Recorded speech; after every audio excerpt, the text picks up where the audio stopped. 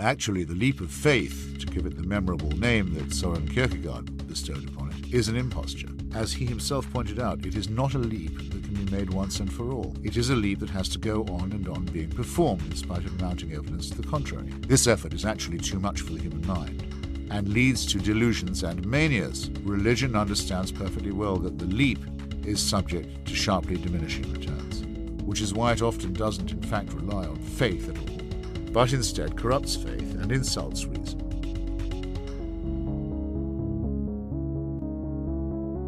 You are listening to A Leap of Doubt, the podcast that celebrates science, secular humanism, and the courage it takes to embrace an evidence-based life of doubt and questioning.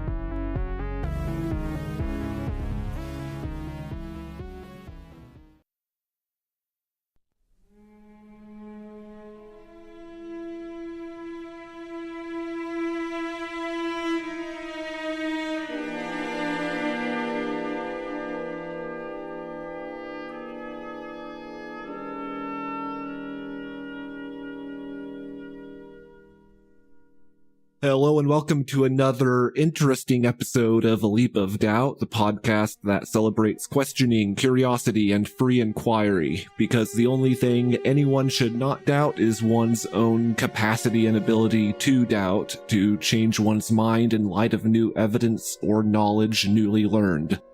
On this podcast, we also from time to time discuss popular culture and its impact and significance. And on this episode, we are doing that because it's also important to, I think, assess critically the stories and mythology and narratives we tell each other as a culture. So, on this episode, we are reviewing and discussing the film Melancholia. This was written and directed by the Danish filmmaker Lars von Trier and was released in 2011.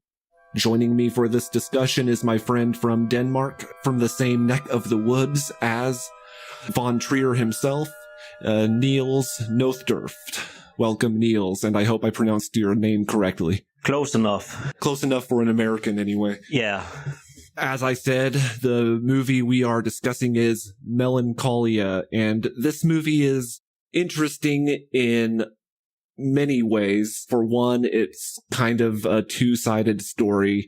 The title refers to a psychological condition that's not very much in use clinically as a hard and fast clinical term, but it is in the psychological literature. And this relates to one of the two main characters, Justine, played by Kirsten Dunst. And Melancholia is also the name in the story of a giant gas planet that's on a collision course with Earth, also called Melancholia. So, first impressions, was this your first time seeing it, second time, or have you seen it multiple times? I've seen it multiple times before. What was your first impression? Because I watched it for the second time last night, and it was a different kind of experience watching it a second time. The first time, I was kind of taken aback. I was hit by this oppressive mood and this aura and this atmosphere that the film kind of forces on the viewer. And the second time, that feeling was kind of diminished because I went into it expecting that depressive, oppressive mood that's kind of pervasive throughout. I've seen it a few times before, but it has been some years since I saw it the last time. And my experience this time was different than the last time. But I think it's because I have changed as a person. You know, you change over time. And the last time I saw it, I really just saw it as a disaster movie. And this time I looked more into the psychological aspect of it.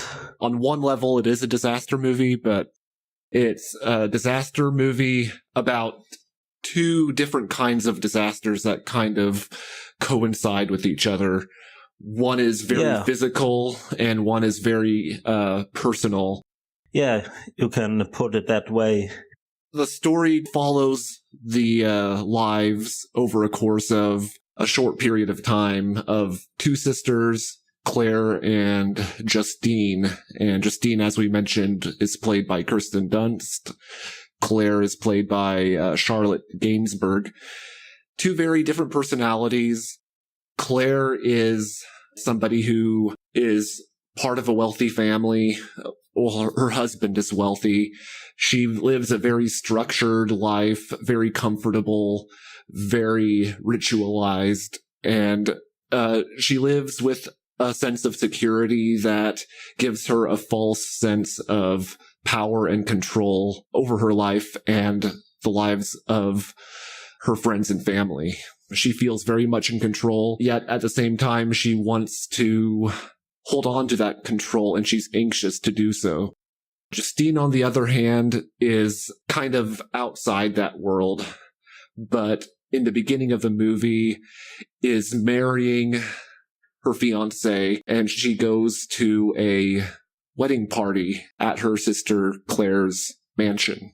And the wedding scene, which is a fairly long sequence and takes up a significant portion of the film. Almost half of the movie. Almost half of the movie. Yeah. And it really establishes the two different personalities, and it establishes Justine's struggle with severe depression or melancholia.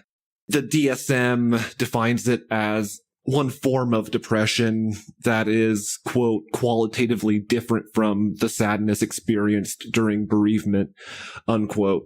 So it's similar to mourning, but it goes deeper than that. Freud in the early 20th century gave a definition that I think kind of is very closely followed by von Trier in his writing of this character. He defined it as a profoundly painful dejection, cessation of interest in the outside world, loss of the capacity to love, inhibition of all activity, and a lowering of the self-regarding feelings to a degree that finds utterance in self-reproaches and self-revilings, culminating in a delusional expectation of punishment. And this, I think, hits the nail on the head of the character of Justine. Yeah, it does. Any thoughts on the way the film treats traditions and rituals and the social pressure that comes from those? Definitely.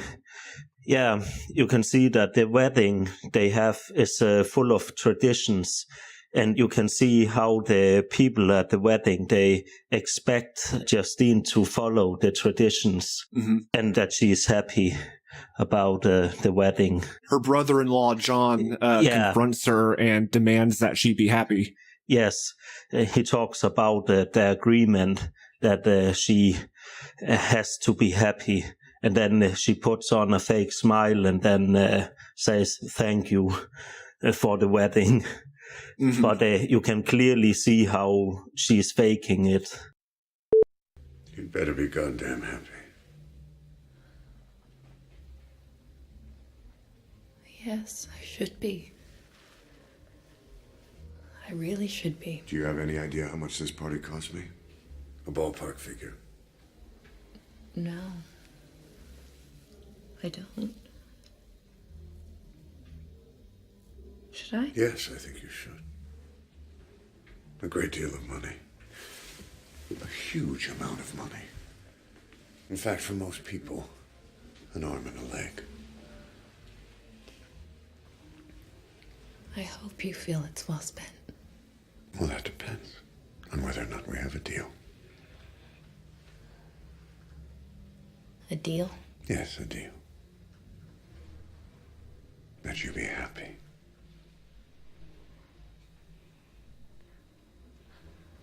Yes, of course. Of course we have a deal. Good. Congratulations. Her melancholy and her depression isn't really explained or explored. It just exists. And we don't see much of the causes of that because the film's narrative is kind of bounded within this very short time frame. Yes, she just has it.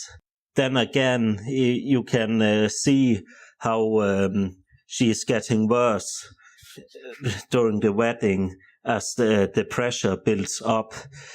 Some of the pressure is her boss that is pressuring her to give a tagline for some advertising. And he even hires his own nephew to get it out of her. He goes around the whole evening and tries to talk to her to get the tagline out of her. What I really appreciated about the writing of the characters and the performance given by Kirsten Dunst and Charlotte Gainsbourg is you can see that Justine is really trying in the beginning. Yes. The opening scene with her in the limo and the driver trying to get around the bend in the road, that I think is the one and only instance ever in the whole film of comic relief. And yes, it can't even really be called comic relief because it comes at the very beginning. And she's smiling and she seems happy and lighthearted. And then it just devolves and gets progressively worse and worse from there as the social pressure builds up. And the expectations to kind of conform to this lifestyle that just isn't her and just isn't giving her the kind of relief she needs from what she's feeling. I just want to say they try to be a bit comical about the father. Mm-hmm. You know, where he's the scene where he's hiding the spoons and asking the waiter to get some new ones. But in a way, you can also take it as a critique of the traditions. You know, at a wedding, you have to behave and everything has to be perfect. And he just says, screw that. I'm making a joke with the waiter. Also, the reaction of Claire's husband, John, how he's just gritting his teeth and trying to keep it under control because he's just so angry that people aren't following the rules and that this wedding that he funded that cost him a great deal of money is going to be ruined by the people who aren't getting along. And he very much wants to maintain control of everything, very much like his wife, Justine's sister, Claire. Yeah, but he's more active about it. He even tries to throw his mother-in-law out because she don't want to come down and cut the cake, I think. Instead, she's taking a bath. And that's also mirrored in the way, it's not something I noticed until my second viewing, but when she's throwing the garland of flowers down onto the crowd. Oh, yeah. Justine doesn't do it herself. Claire does it. Claire grabs it and throws it over. And that's shortly before everything crashes and burns, and Justine and her new husband end up separating right there at the wedding party. Yeah. There are cracks in the surface of this facade that everybody's putting up, and Justine can see clearly through the facade, and even though she's trying, she just can't live up to it. She describes her depression as walking through mud, or like vines tangling her feet that she's dragging along. What's going on, Justine?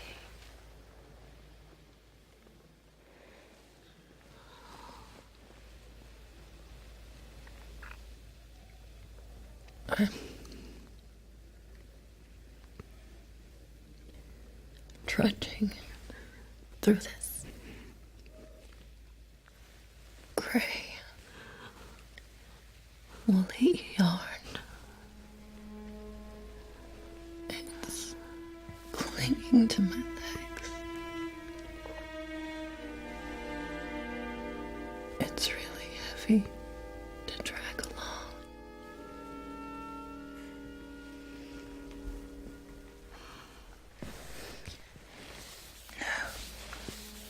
No, you're not. I know you hate to hear it.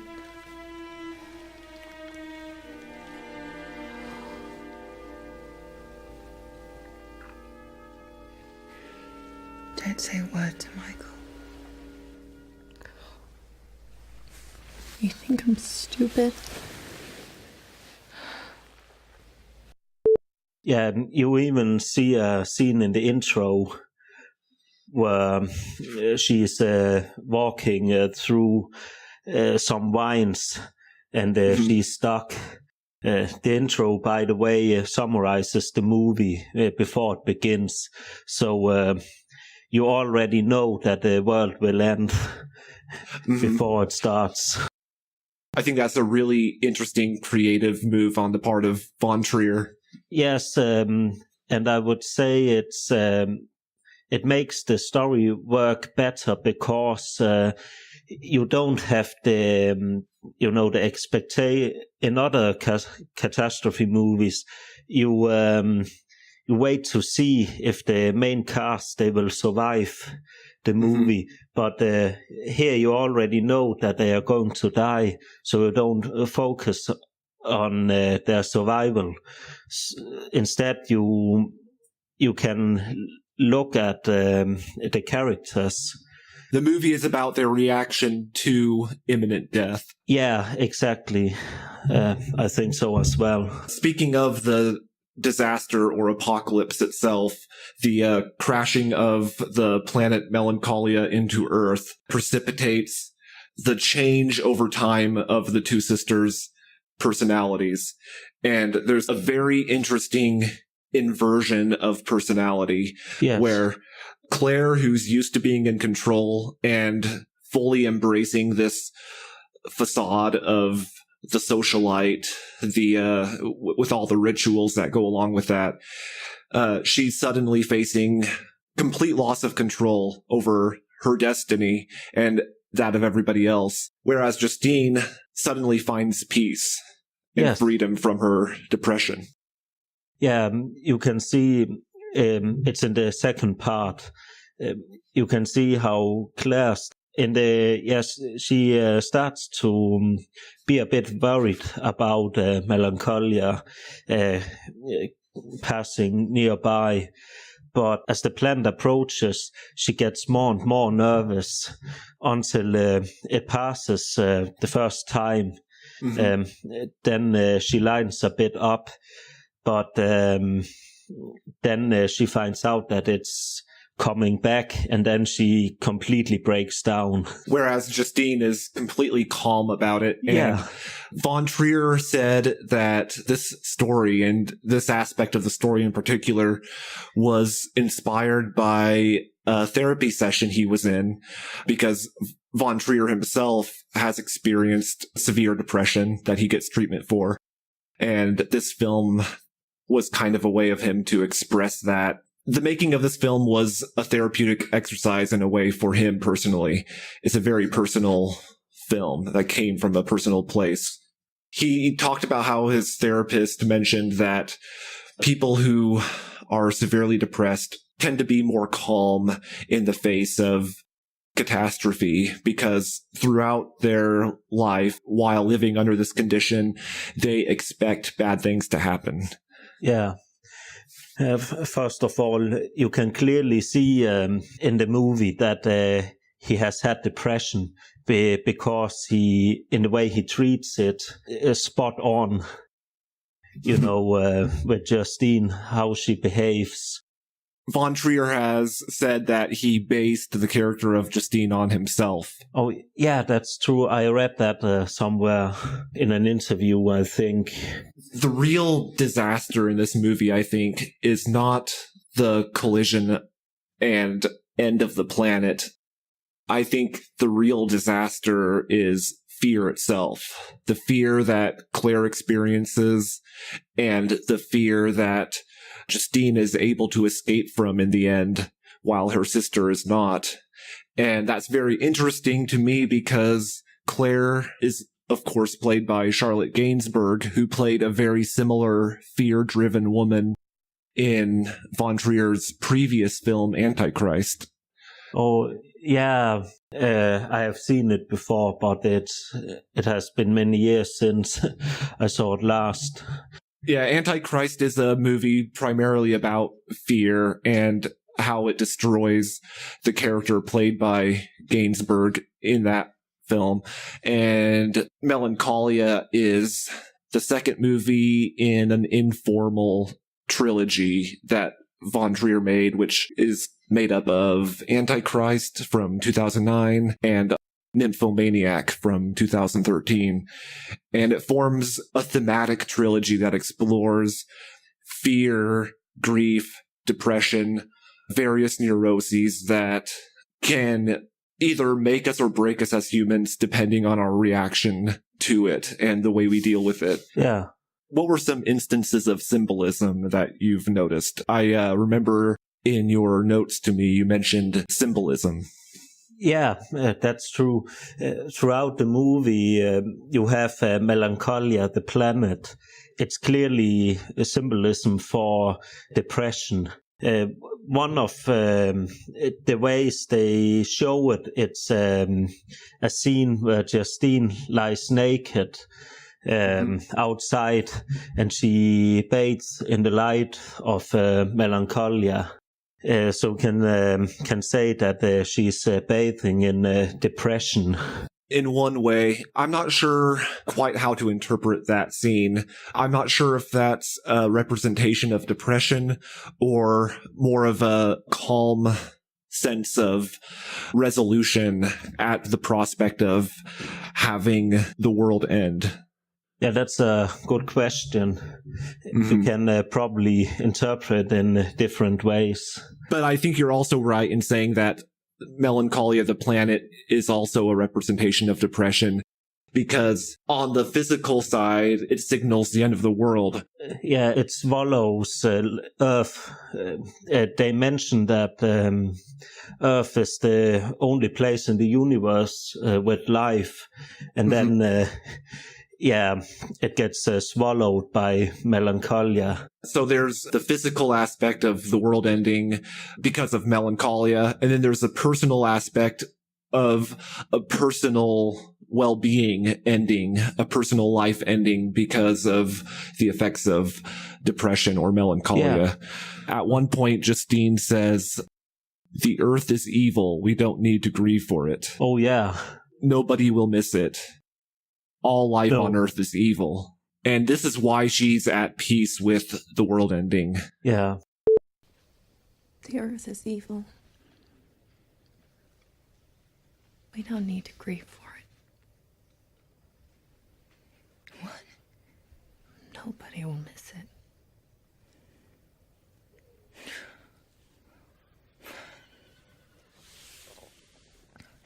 But why would Leo grow?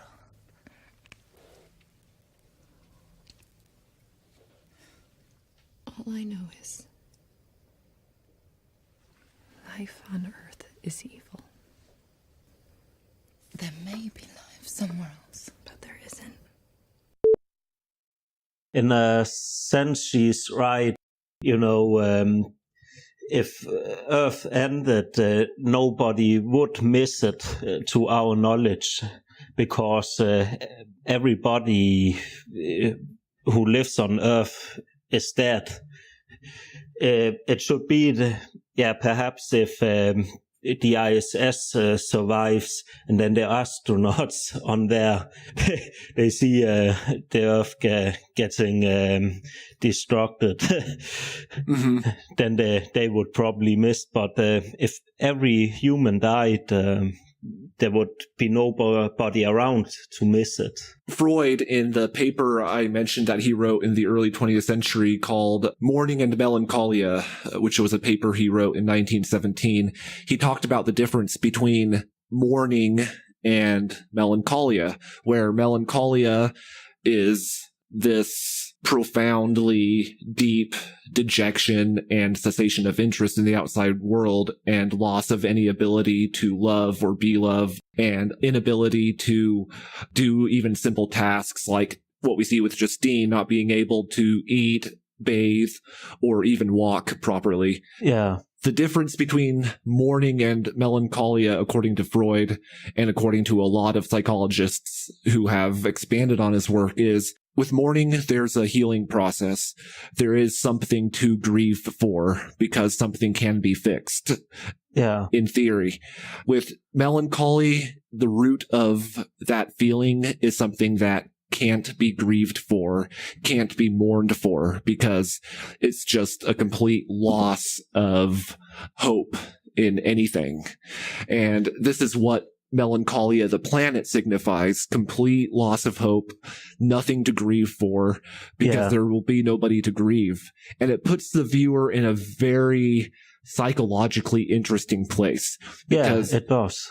The entire narrative of the movie is bounded by this world-ending event that ends all human life. So when the final scene comes and the planet crashes into Earth and the movie ends right there, the viewer is left in a strange place of imagining the end of all human life while being human and thinking about it. It's a very interesting play on viewers' emotions, I think. I think it also raises the question, what would you do in the situation?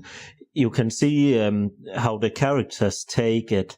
John, Claire's husband, he commits suicide. The morning after the planet passes, he just walks out to his telescope to see how the planet is going further and further away. And then he just gets that stare in his eyes, and then he hits off. Mm-hmm. And you don't see him for a while, not until Claire looks for him, and then she finds him in the barn, lying dead after taking some sleeping pills. And that's the moment she realizes that the world is going to end. Yeah. It's interesting. She doesn't really react with panic at first. She acts resigned and kind of blank at first, and then she panics later. Yeah. I wonder what's going on there. At first, she talks with Justine about if they should go outside and drink some wine and really enjoy the last moments of life. But Justine thinks that's complete bullshit. And then, because now she's free of that structure and that facade of ritual that kind of defined the wealthy life of the socialite and people who are kind of removed and comfortable from the problems of the outside world. I want us to be together when it happens. Maybe, outside on the terrace.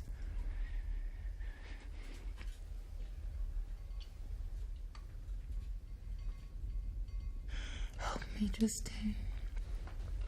I want to do this the right way. You better do it quickly. A glass of wine together, maybe. You want me to have a glass of wine on your terrace? Yes. Will you do it, sis? How about a song?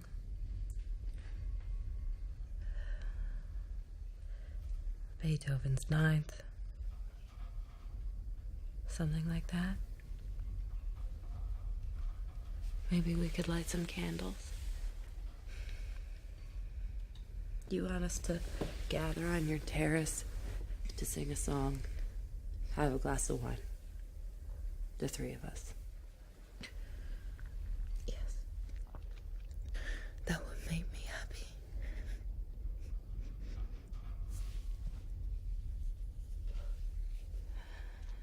Do you know what I think of your plan? No. I was hoping that you might like it.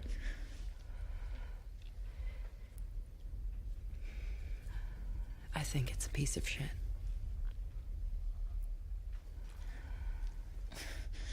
Justine, please. I just wanted to be nice. Nice? Why don't we meet on the fucking toilet? Then let's not. You're damn right, let's not.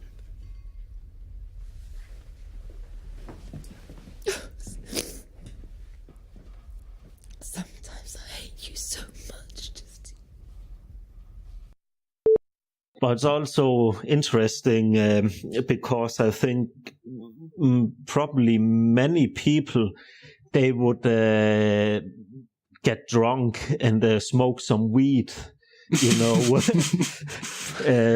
just to get some fun out of their last hour. Rob a bank, do something crazy. We don't get to see the outside world and how they're reacting. And that's interesting that we don't, because, other catastrophe movies, they mainly focus on the outside world, how everybody is behaving crazy. And cars are burning, But I think it's a good thing because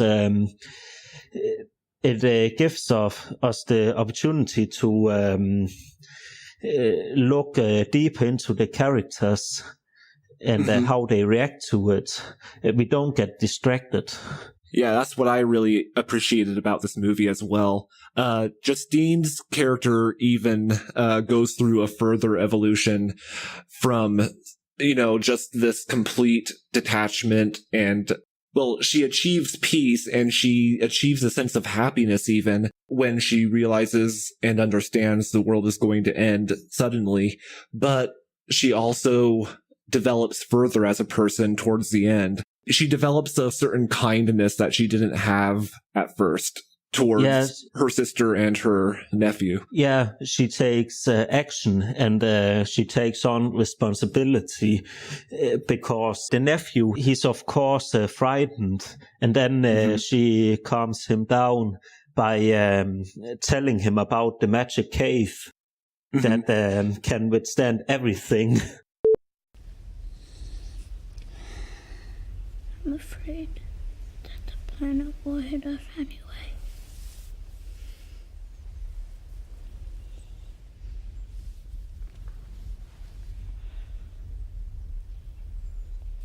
Don't be. Please. Dad said there's nothing to do then, nowhere to hide.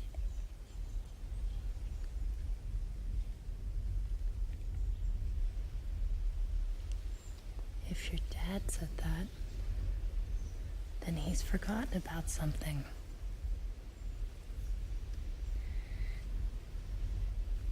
He's forgotten about the magic cave. Magic cave? Yep.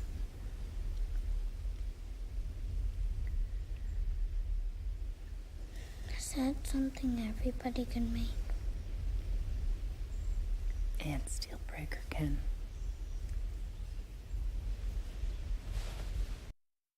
That was a really emotionally poignant scene, I think. Yeah. She creates something kind of similar to like a spiritual sweat lodge kind of structure with sticks. Yeah. And the three of them sit in there and wait for the end to come. And it's interesting, right up until the very end, Justine is calm and poised and completely at peace. And if you watch carefully, you can see Claire, she's fidgety and nervous and scared all the way up until the end. She just comes to the magic cave and she is shaking and then just sits down and holds their hands and is silent. You notice if you watch the very final scene, the very final frame even, Justine and her nephew are sitting with their eyes closed, completely at peace, because, of course, the little nephew believes that he's going to be safe. Yeah. Whereas Claire, in the final frame, she's like shaking and moving and almost trying to crawl away.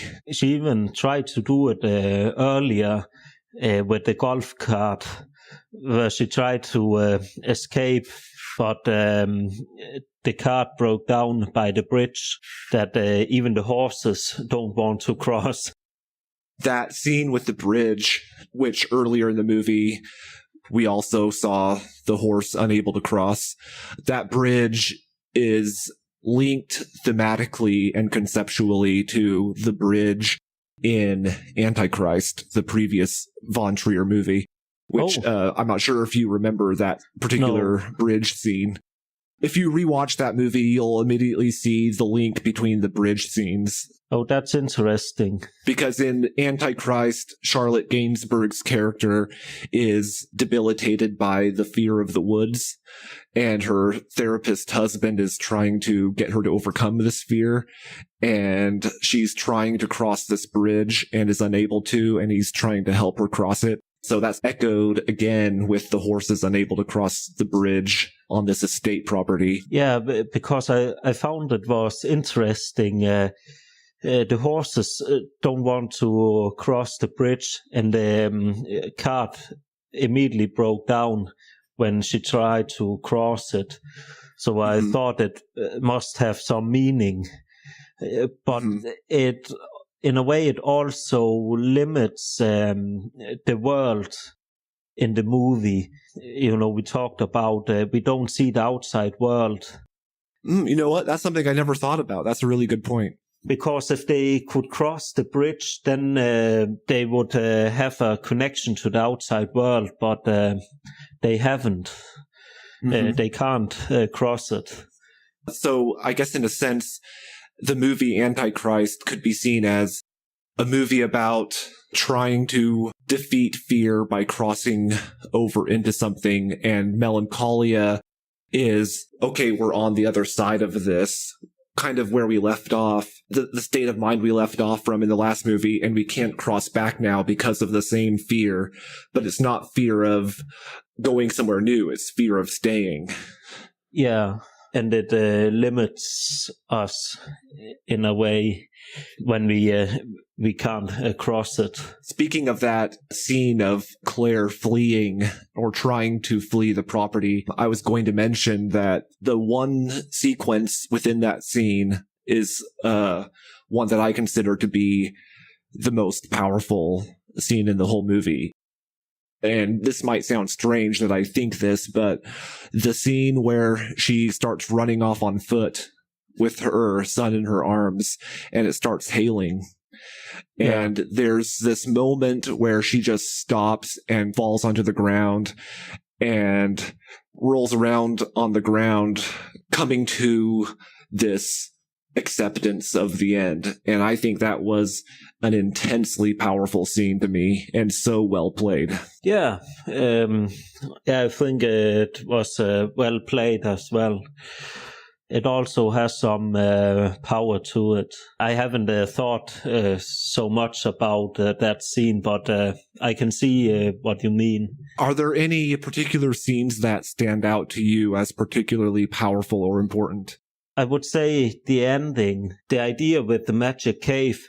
You probably know it from real life. Whenever somebody dies in a family, for example, and some of the adults try to comfort the children with some idea about heaven. That's interesting.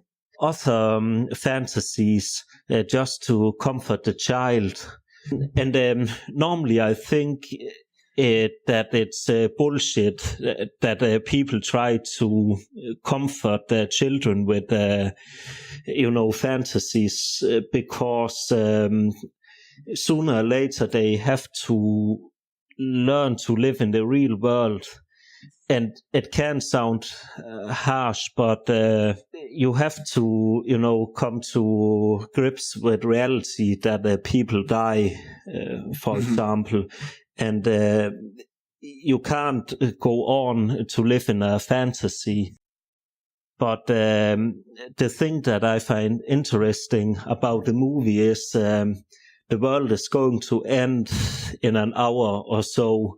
So does it really mean anything that she comforts her nephew with a fantasy? That is a really interesting question, because there's no future for anybody. No, exactly. So what's the point of trying to make this young child confront reality and be scared and tormented up until the very end? Exactly. And also with the choices the adults have. Because, as I mentioned before, people would probably rob a bank or do something crazy if the world was going to end. But would it really matter if you, for example, robbed a bank? Because an hour later, nobody's going to miss the money. Well, nobody's going to enjoy the money either. No, exactly. So what are you going to do?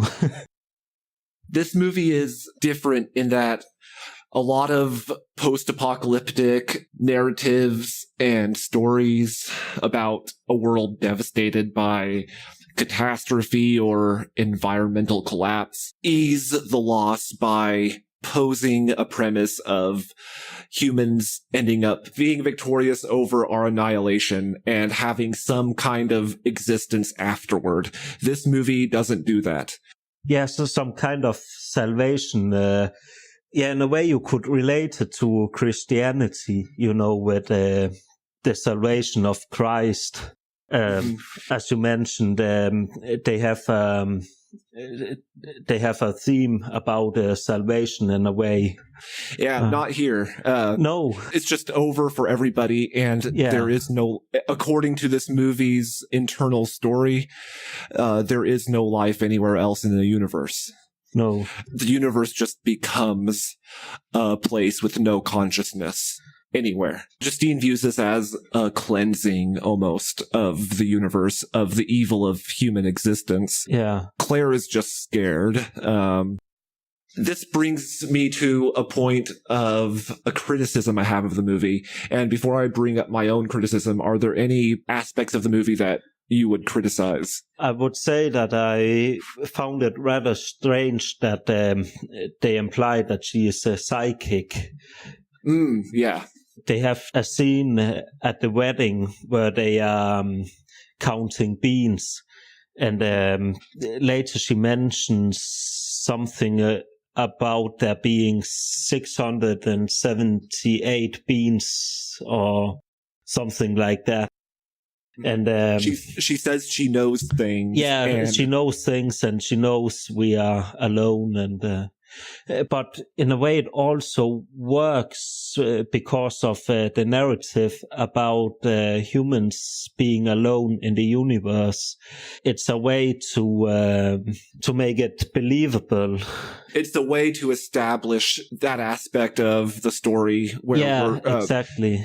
Von Trier wanted to communicate to the audience that according to this story, we are alone, and we need a way to know that through one of the characters. Yeah, exactly. They need a way to tell it. Yeah, it's also a good question. How would you tell it otherwise? Yeah, unless you have explored every corner of the universe, you couldn't really say that we are alone. We can be skeptical and doubtful of other life elsewhere, other intelligent life, but we can't say we know we're alone. No, exactly. You can't prove it. You can't prove a negative. No, exactly. One of my criticisms of this movie is that the cinematography itself and the visual style itself seems a little off to me in some ways, because this movie is very clearly inspired by the tradition of German Romanticism. And I think the movie is a bit overly polished. There's a very clean, stark, vivid visual style to it that's very polished, very finessed, and it's like a piece of art. Yeah, exactly. And I think the main story and the main message, whatever it is, would have been served a lot better if the film was a bit rougher around the edges. To be fair to the movie, it does do this occasionally, like the tableau vivant, the opening scenes, the collage of images that opens the movie is very romanticized and kind of removed from the urgency and immediacy of the events that it's depicting. But then the very next set of sequences in the main story, you can see like the jerky camera movements that kind of jerk around, and that places us firmly in the action of the moment. So there are some redeeming features to that, but overall, I think the film would have been better served if it was rougher around the edges and not so polished. But that's about my only criticism. I really loved this movie because it's so relatable. I don't think it romanticizes depression at all. No. That's something some critics have said about it. This is not a romantic movie. The visual style might be inspired by certain romantic traditions in art, but the film is very heavy and emotionally wearisome. It's not for everybody. It's not even for everybody who suffers from depression. Many people who do will not be able to handle this well, but I think for many, it does come with a sense of understanding and a sense of telling the viewer, like, yes, I understand this feeling you're having, and this is my way of expressing to you that I understand. And that's what von Trier is ultimately doing here. Yeah. He's giving people something they can relate to if they suffer from depression. In closing, I'm wondering if you think there's a deeper message that the film is trying to communicate, because when von Trier was asked this in an interview, he said, is there a deeper meaning? Maybe somewhere. And he left it at that. What would you say? That's a tough question, because there are a few themes that he is exploring. At the beginning with the wedding, you have all the traditions, and then, of course, there's depression and the end of the world. The end of the world made me think about, the meaning of things, and also the traditions at the beginning. Why do we have traditions, and what do they mean? Why do we value traditions over human well-being? Yeah, for example, and the movie clearly shows that. Because they know that Justine has depression, but they don't take any steps to make the wedding easier for her. She is active the whole day. You can see that they are dancing and doing stuff until late into the night. Give her a break, Don't they know her better than to expect her to be happy, Well, they can see that she's suffering, but they don't understand her condition. Just like so many people in the world don't understand what people with depression go through. No, exactly. They clearly don't understand her. And people who suffer from depression can probably relate to that as well, You always have some relative that don't understand depression or another mental illness. They just say, pull yourself together. Yeah, just cheer up and go for a walk in the woods. Cheer up. Yeah, exactly. But that doesn't really help. And, not at all. No. I've been thinking myself about whether this movie has a message or a moral to it. And in thinking about this, I came across an article in the MC Journal, the Journal of Media and Culture, written by Tim Matz and Aidan Tynan, called The Melancholia of Extinction. And in that article, they write, "The starker truth with which melancholia confronts us is that the end of humanity cannot and will not be internalized by any process of human memorialization. Von Trier's film does not portray any post-catastrophic world from which we might be able to extract a degree of psychological comfort or residual sense of mastery. Rather, the narrative frame is entirely bounded by the impact event, which we witness first in the film's opening shots and then again at its close. There is no narrative time posterior to the impact, and yet for us, the viewers, everything happens in its shattering aftermath, according to the strange, non-successional logic of the future anterior. Everything begins and ends with the moment of impact.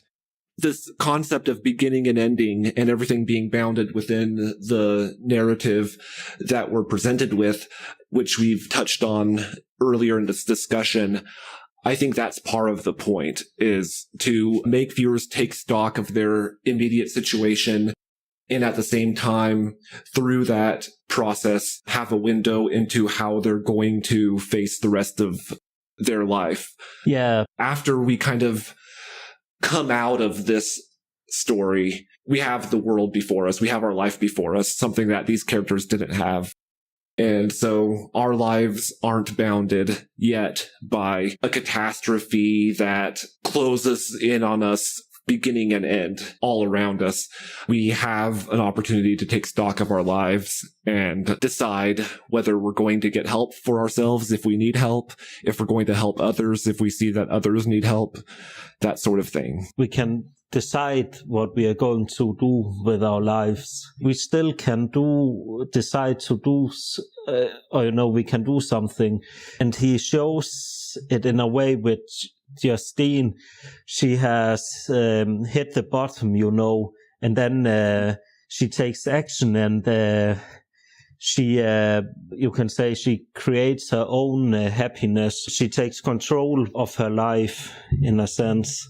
And in another way, our lives are bounded by two extinctions. On the one hand, we have no existence before we're born, and after we die, there will be no existence for us personally. And so that is our planet Melancholia. So even after we come out of this movie thinking, I can breathe, I can kind of breathe and take stock of my surroundings and appreciate that I'm existing right now without a planet coming toward us and crashing into us and burning us all up, there is still the understanding we all have that individually we're all going to die and cease to exist. That reminds me of a scene in the movie. When Claire looks at the internet, she finds the drawing, A Dance of the Dead, where Melancholia is returning to hit Earth. And that reminds me of medieval art. You have the concept of dance macabre or dance of the dead, which basically it came around in the plague years when people, they realized that everybody is going to die, even the kings and the bishops and the priests. And the idea of it is we are all going to die, no matter how wealthy we are or which status we have. Yeah, that's a really good point that I hadn't considered, that internet page shown in the movie is actually symbolic of a medieval concept. Yeah, of everybody is going to die. The meaning I took from it that I just described earlier of finding our humanity and figuring out how we're going to react. There's an even simpler way to look at this whole movie, and it all boils down to a single line that's spoken near the beginning of the movie by the mother of Claire and Justine, where she says, "Enjoy it while it lasts." Oh, yeah. Claire, who I've always taken for a sensible girl, you arranged a spectacular party. Till death do us part, and forever and ever, Justin and Michael. I just have one thing to say. Enjoy it while it lasts. And I think that right there is probably an even simpler and more straightforward way of summarizing the moral or message of this movie, if there is one. Perhaps he just left it open for us to find our own meaning. He just, said, there's a meaning in there somewhere without there being. So people are finding all kind of meaning. That's the function of storytelling, is for people to take from it what they will, and kind of independent of what the artist imagined for himself. Because I think von Trier made this movie as a therapeutic exercise for himself, and I think he found solace and comfort in making this for himself and sharing it with the rest of the world and letting them determine what it means for them. On that note, I think we're going to wrap up. Do you have any final thoughts you want to leave people with? I think we have touched upon all the things I wrote down. To wrap up, scale of 1 to 10, what would you give this? I would say 10, because it's really well made. As you mentioned before, it's not a movie for everybody. I know that because the first time I watched it, it was with some friends, and the woman who was my girlfriend back then now is my wife. And many of them disliked the movie of being dull. We were younger than today, but me and another friend, we really enjoyed it. But I can see how some people would find it boring. And even beyond just finding it boring, it's not a movie for everybody, in the sense that some people will be troubled by it and will have a hard time if they're experiencing certain forms of depression themselves. I think it's because it gets too personal. If you are suffering from some kind of mental illness, it can get too personal, you know. And it's just a real downer of a movie. Yeah, in a way, but still, I found it interesting, but that's probably because it made me think, you know. If a movie makes me think, I enjoy it more. I'm the same way. I say it's a downer, but I also think that's just in the nature of the story. I think it's empowering in a sense. Yeah, I do as well. I would say I would give it an 8 out of 10. Oh, why only 8? Well, there was the criticism I had earlier of the movie being too polished, romanticized in some portions. So I think 8 is a conservative yet generous score for this movie. Yeah, I can understand that. Thank you, Niels, for joining me for this discussion. I really enjoyed it. Thanks for having me on. Yeah, I enjoyed it. Thank you again, and thank you, listeners, for listening to us. And I'll see you next week. Thank you for listening to A Leap of Doubt. If you liked what you heard, please consider leaving a review on iTunes. If you want to get involved in the kinds of discussion this show is meant to encourage, you can find the official discussion group on Facebook at facebook.com/groups/A Leap of Doubt. You can follow me and get in touch with me on Twitter, where my username is @TheNatheist. Feedback and criticisms are always welcome. The opening clip is an excerpt from the audiobook God Is Not Great by Christopher Hitchens, courtesy of Hachette Audio. Text copyright 2007 by Christopher Hitchens. Audio production copyright 2007, Hachette Audio. Used with permission. The opening and ending music is Jade by Esther Nicholson and is used under license. The audio was edited by Rich Lyons of the Living After Faith podcast. A very special shout out and heartfelt thanks goes out to my 4 patrons, Jeff Prebeg, Jeannie Eichard, Torsten Pill, and Chris Watson. If you enjoy the work I do, please consider becoming a patron on Patreon at patreon.com/A Leap of Doubt.